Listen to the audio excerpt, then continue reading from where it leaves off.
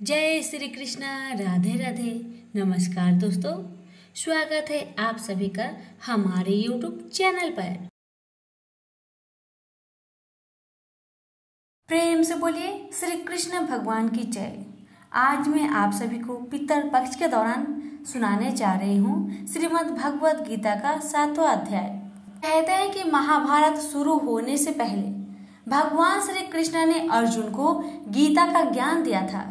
इस गीता का 7वां अध्याय प्रीत मुक्ति और मुक्त से जुड़ा हुआ है। आपको बता दें कि ज्योतिष के अनुसार प्रीत पक्ष में गीता के 7वें अध्याय का पाठ करने से प्रीत दोष से मुक्ति मिल सकती है और इस अध्याय का नाम है ज्ञान विज्ञान योग। तो आइए श्रवण कीजिए।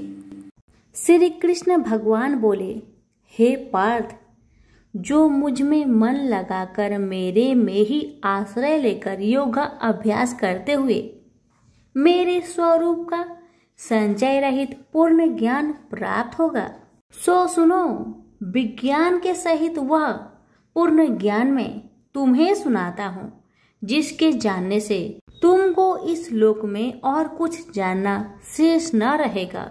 सहस्त्रों मनुष्य में से कोई एक सिद्धि प्राप्त के लिए यत्न करता है। उन यत्न करने वाले सिद्धों में से कोई बिरला ही मुझे ठीक जान पड़ता है। पृथ्वी, जल, अग्नि, वायु, आकाश, मन, बुद्धि और अहंकार, यह 8 प्रकार की मेरी प्रकृति माया है। इस प्रकृति को अपरा अचेतन अर्थात जड़ कहते हैं। और हे महाबाहो, इससे दूसरी प्रकृति चेतन है, जिसने संपूर्ण जगत धारण किया है। इन्हीं प्रकृतियों से सब प्राणी मात्र उत्पन्न होते हैं। ऐसा जानो, यह प्रकृतियां हमसे ही उत्पन्न हुई है। इस तरह सब जगत की उत्पत्ति और प्रलय का कारण मैं ही हूँ। हे धनंजय, जिस प्रकार धागे में मणि पिराई जाती है, उसी भांति यह सब संसार मुझसे परे और कुछ भी नहीं।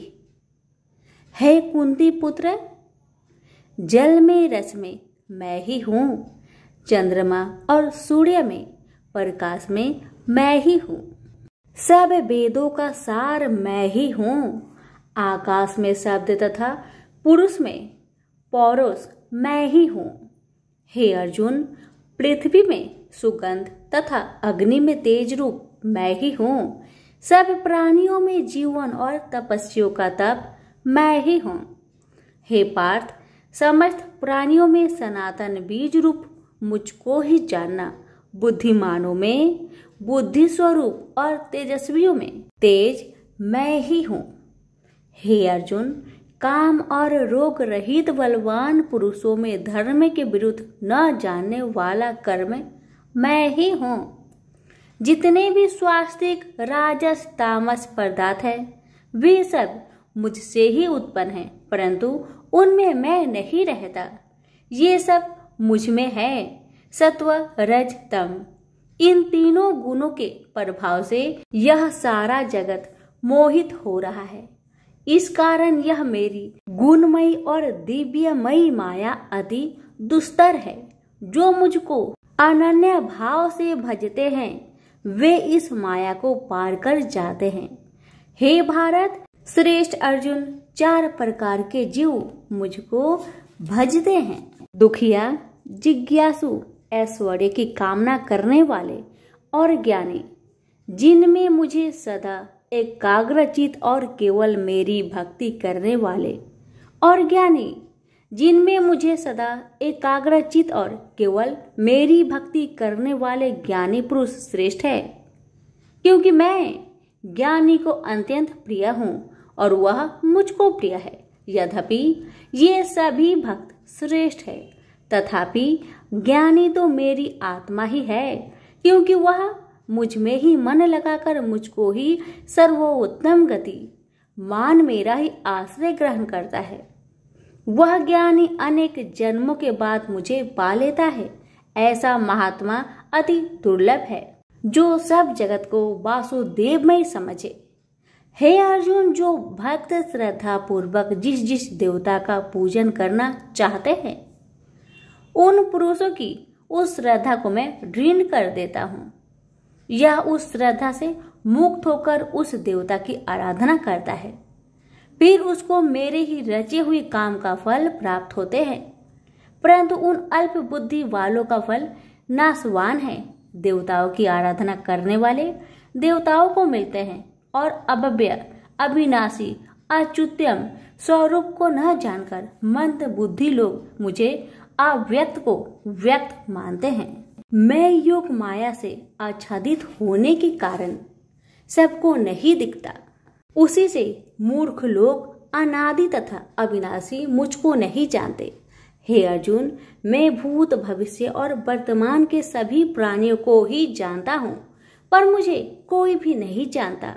हे भारत, हे परम तप, इच्छा और देश से उत्पन्न होने वाले सुख दुख आदि धंधों के मोह से जगत के सभी प्राणी भ्रम में फंस जाते हैं। जिन पुण्य आत्माओं के पाप नष्ट हो गए हैं, वह पुरुष दृढ़ मोह से छूटकर दृढ़ निश्चय करके मेरी भक्ति करते हैं, जो आश्रय लेकर जीवन मरण से दूर करने के अर्थ प्रयत्न करते हैं।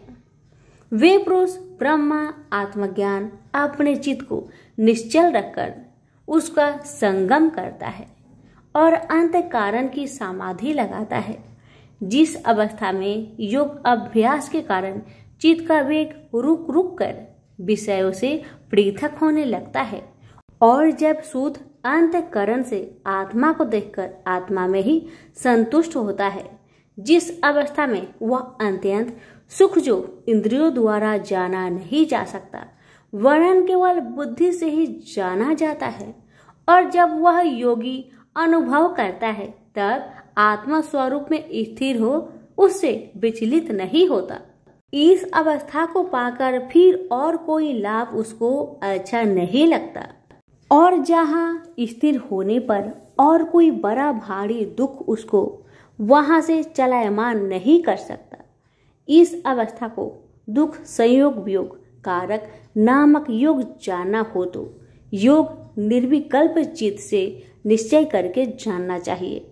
संकल्प से उत्पन्न होने वाला समस्त कामनाओं को त्याग कर और मन ही मन में सकल इंद्रियों को चारों ओर से रोक रोक कर धैर्य के साथ बुद्धि को अपने अधीन कर धीरे धीरे विषय से दूर हटा ले और भली भांति मन को आत्मा में स्थिर करके किसी वस्तु की इच्छा ना करे और चंचल मन जिधर जिधर जाए उधर से इसको हटाकर आत्मा के बस में करना चाहिए। इस प्रकार शांति चित्त तथा रजोगुण से रहित निष्पाप तथा ब्रह्म स्वरूप योगी को उत्तम सुख प्राप्त होता है। इस रीति से निरंतर योगाभ्यास करने वाला योगी समस्त पापों से छूटकर सहज ही उस परम सुख को पा लेता है जो ब्रह्म के संयोग से प्राप्त होता है। जिसका मन योग में स्थिर हो गया है उसकी दृष्टि भी सर्वत्र समान हो जाती है और वह सब प्राणियों में अपने को और अपने में सब प्राणियों को देखता है, जो सब प्राणियों में मुझको और मुझ में सब प्राणियों को देखता है। मैं उससे अलग नहीं रहता और मुझसे वह अलग नहीं रहता।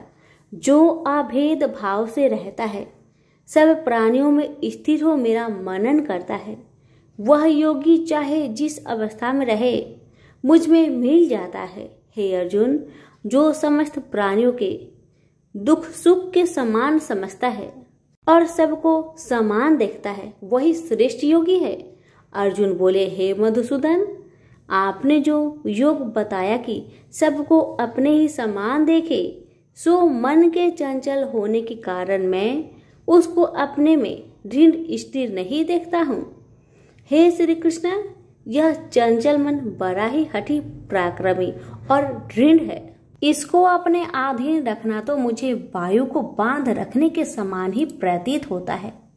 श्री कृष्ण भगवान ने कहा, हे महाबाहो, इसमें संदेह कि मन अति चंचल है, तो भी हे कुंती पुत्र, अभ्यास और वैराग्य से इसे बस में किया जा सकता है। जिसका मन बस में नहीं उसको योग अति दुर्लभ है।